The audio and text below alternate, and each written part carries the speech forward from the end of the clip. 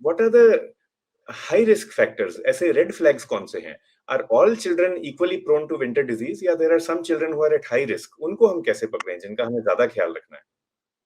Sir, ऐसा नहीं है कि each and every kid is having the same signs and symptoms. The main issue is अगर हम लोग genetics की तरफ जाएं कि अगर किसी को family history, especially father को अगर family history किसी भी allergic disorder की या elder sibling को positive है, maybe starting from skin disease और allergic rhinitis की सुबह उठते ही father को या बड़े भाई को छींकें ज्यादा आती हैं, sneezing ज्यादा होती है, या वो भी known case है bronchial asthma के या hyperreactive disorder के, तो उनके छोटे बच्चे को यानी कि उसको चांसेस रिस्क फैक्टर डेफिनेटली बढ़ेगा ही बढ़ेगा। अगर हम जेनेटिक्स की बात जाएं तो genetics definitely plays a role in hyper reactive disorder.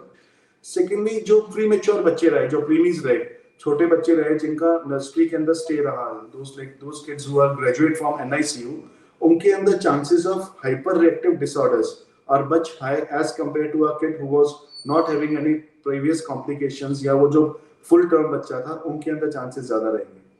Third is अगर किसी बच्चे को जो फुल टर्म पैदा हुआ था उसको initially first year of life में यानी कि इन्फेंसी के अंदर ही अगर कोई ऐसा एपिसोड हो गया था अनफॉर्चुनेटली हाइपर एक्टिव डिसऑर्डर का, फॉर एग्जांपल ये ब्रोंकोलाइटिस का, तो उसको रिकरेंट ये प्रॉब्लम्स इश्यूज होने के चांसेस ज्यादा रहेंगे एज कंपेयर टू दूसरी पब्लिक। फोर्थ इज अगर वही बात है डस्ट ज्यादा है घर के अंदर या बाहर, पॉल्यूटेंट्स ज्यादा है।